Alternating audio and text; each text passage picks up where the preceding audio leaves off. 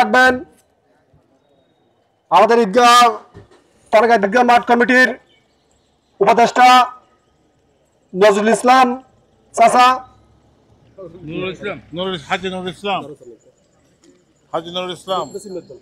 বিসমিল্লাহির রহমানির রহিম। আসসালামু আলাইকুম ওয়া রাহমাতুল্লাহি ওয়া বারাকাতুহু। ওয়া আলাইকুম আসসালাম। আমরা সমাজের পক্ষ থেকে এই ঈদগাহ মাঠের অবৈধভাবে ভূমি দূষক এই ঈদগাহ মাঠ ঈদের নামাজ পড়তে যাচ্ছেন আমাদেরকে, ওই জন্য আজকের মানববন্ধন আমাদের সমাজের সবাই উপস্থিত হয়েছি।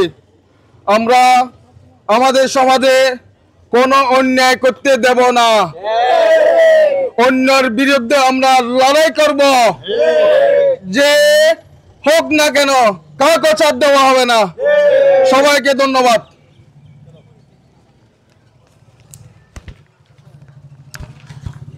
সাইফুল এখন এখন আমাদের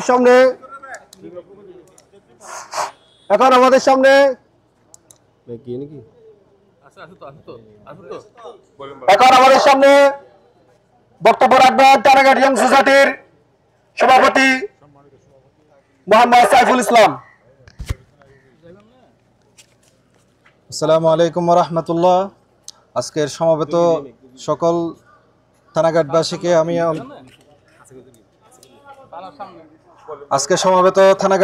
প্রত্যেককে আমি অন্তঃস্থল থেকে ধন্যবাদ জানাচ্ছি যে আমরা একটি ভূমিদস্যু এবং এলাকায় আতঙ্ক সৃষ্টিকারী বিগত অবৈধ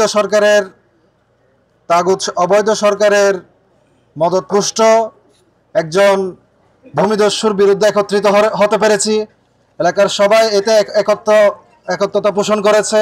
সবাই কাঁধে কাঁধ মিলিয়ে এলাকার ভূমিদস্যুতা এবং সকল অন্যায়ের বিরুদ্ধে যে আমরা একমত রয়েছি তার প্রমাণ হিসেবে আমরা সবাই এখানে সমবেত হয়েছি এই মানববন্ধনের মাধ্যমে। ইনশাল্লাহ আশা করছি আমাদের